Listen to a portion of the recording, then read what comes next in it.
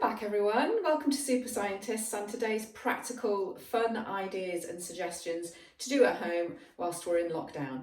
Today we're going to talk about viscosity, and viscosity means thickness and particularly thickness of liquids. So a good start would be to think about how many thick liquids you can think of. I can think of tomato ketchup, syrup, honey. There's quite a lot of thick liquids if you put your mind to it and think of it. So there's at least one practical activity for each key stage to do today at home, and key stage 1 are going to be looking at marbles and viscosity of liquids. Key stage 2, you're going to have a look at doing that too, along with looking at viscous liquids going down a magazine or a plastic folder or a whiteboard, even if you've got one at home, but we'll talk about that in a minute. Key stage 3, you're going to look at a density column, and which relies upon viscous liquids, hence why density links in to viscosity. And key stage 4, you're going to have a look at calculating the density of a solid object or a liquid, and you're going to have a look at an everyday principle like a Galileo's thermometer, for example. Okay, so key stage 1, let's get started. Your activity that you're going to do today is called marble and liquids, and I've got some here that I'm going to show you. I'm just going to turn around and get them. So I've got some test tubes here. You undoubtedly won't have any test tubes at home, but that is absolutely fine. You can use glass jam jars or glass jars. Just be careful to fill up the liquid and try and pick liquids that are quite thick. I'll let you know which ones I have got here. I have got oil in here. I have got honey and mustard salad dressing in here. I have got honey in here, my favourite thing in the whole world. I don't use sugar at all, I use honey all the time. I love honey. And finally, this is washing up liquid. Now, what we're going to do is we're going to take one liquid at a time, and we're going to time how long it takes to drop a marble through the liquid. And we'll start at the top and then start the stop clock. And you can use a stop clock on your phone or your iPad. Just ask your parents if you don't have one of your own. And when it touches the bottom, you press stop. So I'm just going to turn around and I've got some marbles in here. And what I've actually done is I've picked white marbles, if you can see that there, so that I can see them through the liquid, because the green one might be difficult for me to see the marble. And certainly the honey and mustard salad dressing might be difficult to see, but I realised that with one of these white marbles I'm able to see. So all you do is you start the top stopwatch, 3, 2, 1, go, stop, and you time how long it takes until it touches the bottom. So that was oil. This is honey, 3, 2, 1, go. It's definitely more viscous, thicker, taking a lot longer to go down. I'm sure you do not want to sit and watch this, so what I will do is I will place that just here at the front of the table, and you can still see that in shot if you keep your eye on it, and I'll make sure it's at the front, just there. Okay, so I've got honey and mustard dressing here, 3, 2, 1, go. And I can see the marble here, here, and stop, it's down there now. You can see it displacing the liquid as it goes down. So what happens is, as it's forcing its way down, the liquid's being forced up, and you can see that happening. So even if you don't see the marble, you can see it until it stops. Okay, so that was the third one. And then finally, I said I'd make sure that this was at the front, so I'm just moving it forward again. Washing up liquid, 3, 2, 1, go. It's definitely faster than honey, but it's definitely slower than the other two, isn't it? So it's more viscous than honey and mustard dressing and oil. And it's now reached the bottom. There we go. So that's a really good experiment for you to have a go at. And remember, you don't have to use test tubes. You can use glasses. Just be careful when you put the marble in. Make sure you drop it from the same height, and make sure you have the liquids filled up to the same amount in each container that you're using. If you only have one container, it's absolutely fine. You can do one at a time. And what you can do is you can, if the container's clean and the marble's clean, you can tip the liquids back into your bottles so you don't waste them, because we don't really want to waste ingredients at this time, do we? We need to use everything. Mine are clean and I will definitely be putting them back in, and I'll be using them because I don't want to waste anything. I'm not a wasteful person, so I'll definitely be putting that back. Okay, key stage 1, go away and enjoy that. Don't forget to like the video and have a look at my online shop and see if there's any pound practicals that you might be interested in buying. Thank you very much. Okay, key stage 2, you're going to have a go at a viscous experiment with doing viscous liquids down a whiteboard. Now, I've got a whiteboard here, and I said to you earlier, didn't I, if you haven't got one of these at home, that's absolutely fine. You can use other things. You just need something that's wipe clean. So you could use a magazine, and we subscribe to the Empire magazine, which is all about movies and things. This one is all about Wonder Woman and her new movie. But if you notice, it's a glossy magazine, so I can wipe clean. When I do my experiment on it, after I've finished, so my husband doesn't moan at me because actually it's his magazine, I can wipe it clean before I pass it back to him. If you don't have a wipe clean magazine, you could use a plastic folder like this one, for example, and it works in the same way as long as you can wipe it clean.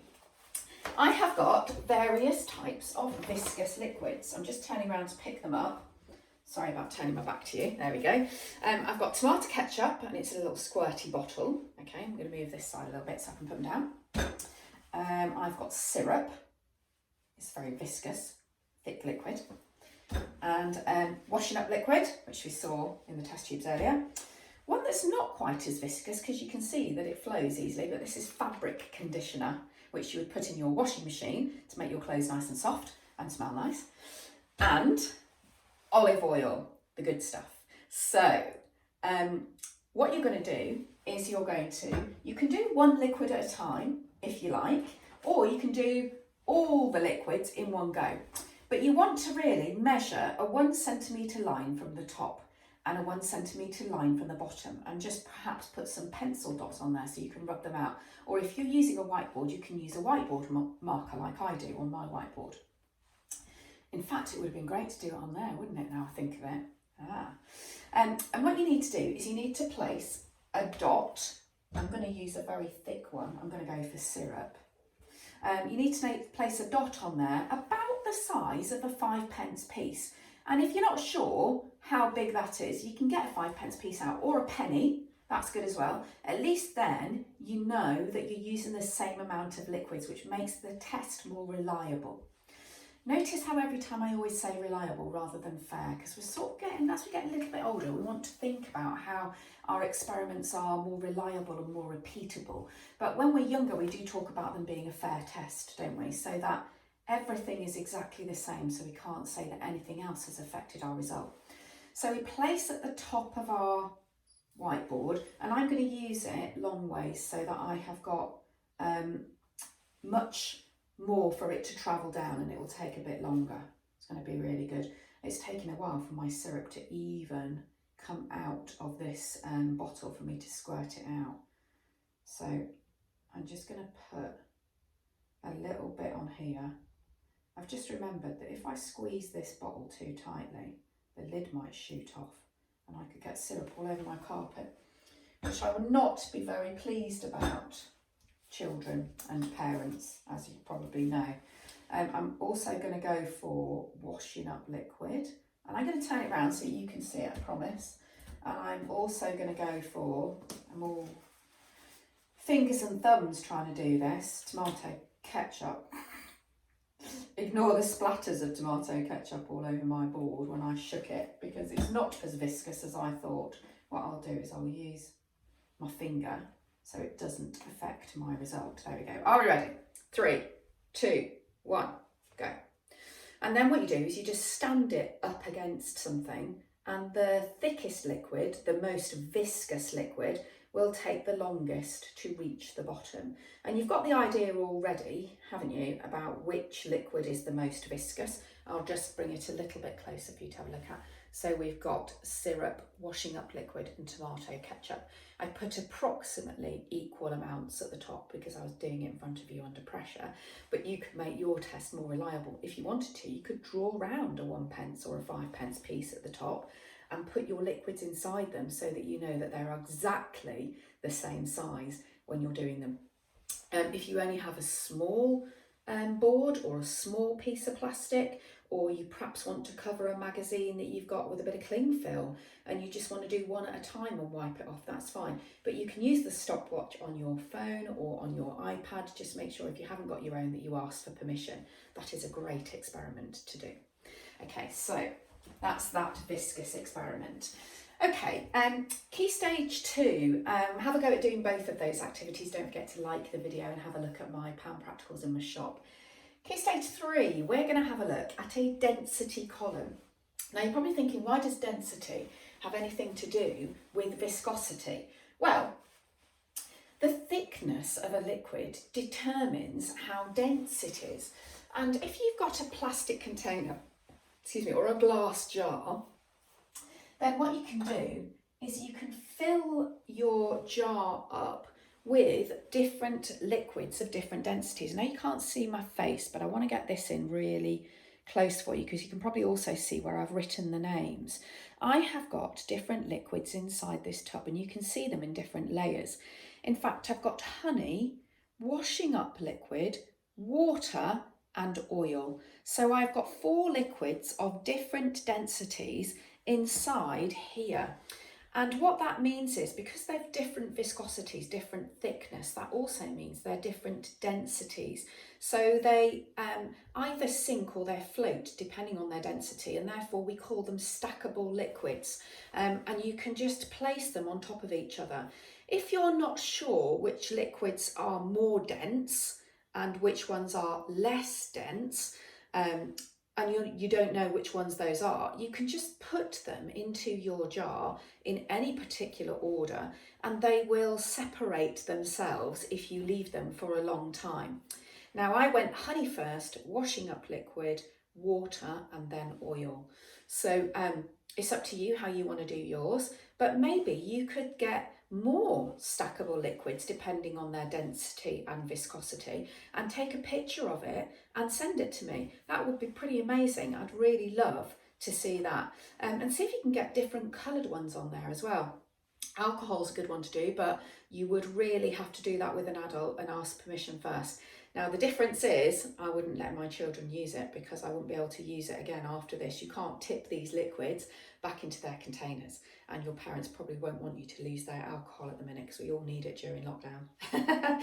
So you put this back over here. Okay, so have a go at doing that because it's a really good activity to do. Okay, key stage 4.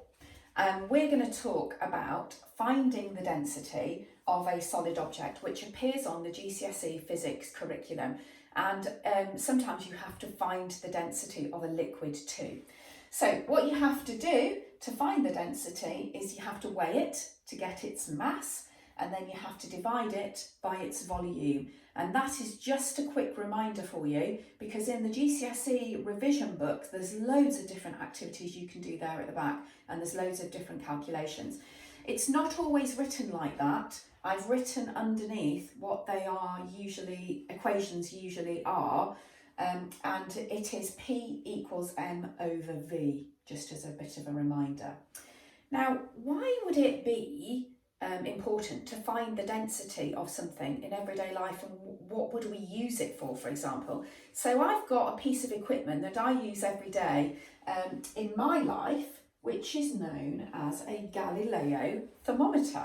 The famous physicist Galileo, he was also a mathematician actually and an astronomer, but the famous scientist Galileo came up with this density thermometer, and I'm just gonna, it's called a Galileo thermometer. I'm just gonna get it a little bit closer so you can see that there are liquids inside little bulbs inside here. So this whole tube here is filled with liquid. The little bulbs inside here are filled with different liquids, and they are liquids that rise or fall dependent upon their density and therefore they have been given different temperatures. And I'll turn it round again so that you can see that those temperatures are on there.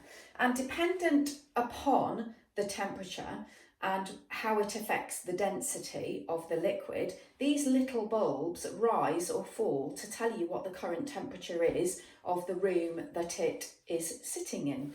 It's a very, very clever invention, and probably one of my most prized possessions in terms of scientific equipment that I own. So that's density and viscosity and an everyday principle of a Galileo thermometer. They're quite expensive, but I do recommend getting them because they are lovely. So I hope you've enjoyed density and viscosity today. It's a little bit short, but there's a lot of activities on there for you to do. Key stage 4, you can go and try some equations, and you can do some calculations from a revision guide, or you can log on to Bite Size. There's plenty on there just to remind yourself of what to do. Key stage 1, 2 and 3, and even if you want to, key stage 4, have a go at all of those activities. I hope you enjoy them. Don't forget to like the video and have a look at the pound practicals in the shop. That's marvellous. Thanks everyone. I hope you have a really nice long weekend. Tomorrow is a bank holiday, so there won't be any lessons, and I hope to see you again next week. Okay, take care everyone. Bye.